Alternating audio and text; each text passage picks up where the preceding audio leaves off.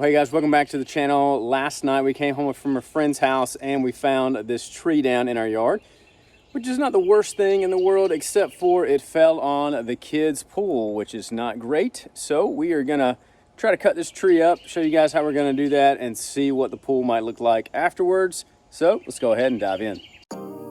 So as you can tell, this is a juniper tree that has a ton of limbs. So in order to get to the tree and cut it up, I decided to cut all the limbs off first.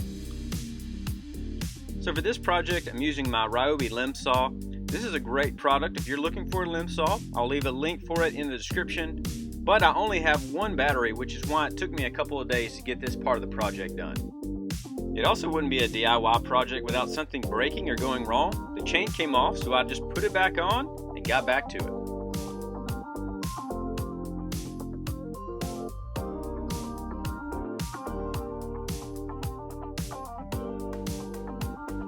As always, my wife and kids are anxiously waiting for me to get this project done so that they can get back to having some fun.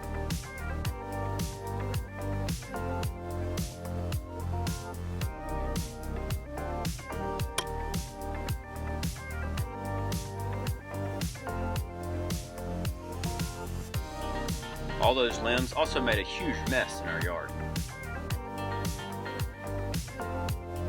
Now it's time to get it done with a chainsaw, so let's do this.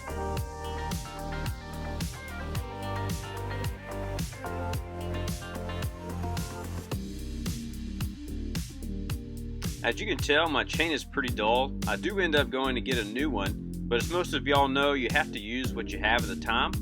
Also, it was tough to find an area to cut because of all the limbs.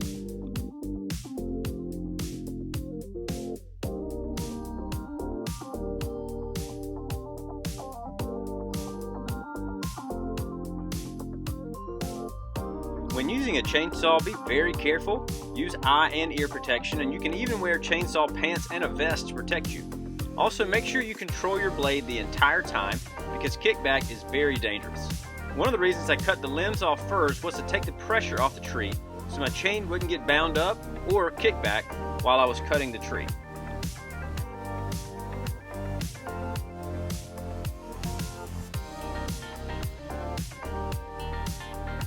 So I finally ended up getting a new chain. As you can tell right here, it was a game changer.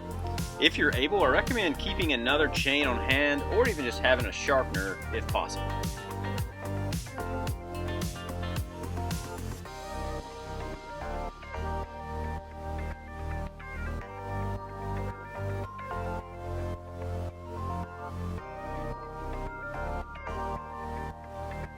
If you're cutting a tree off of something similar to this, be very careful that you don't cut into a metal or have kickback off the item. Just make sure that you inspect the area very well.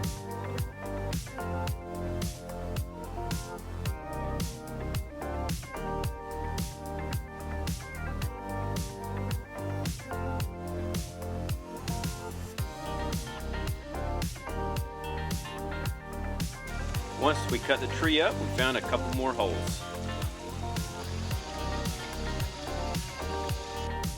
So you can see here the tree was rotting on the inside. That is one of the reasons why it fell when we had the high winds.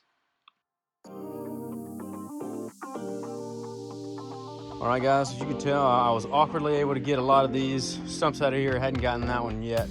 But I was able to kind of cut all this up. I'm going to have to get this stump up. I was able to pull these out without getting in there just yet.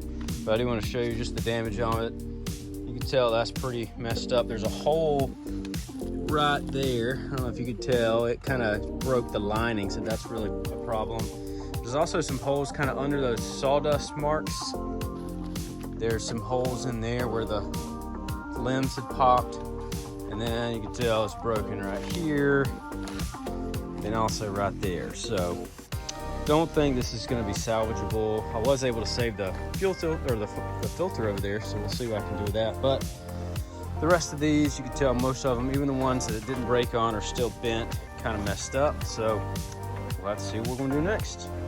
Well, hey guys, we were able to take care of this tree in a few days. I still got some of the bigger logs and the limbs I got to take care of. We did see that the pool was messed up, could not fix it.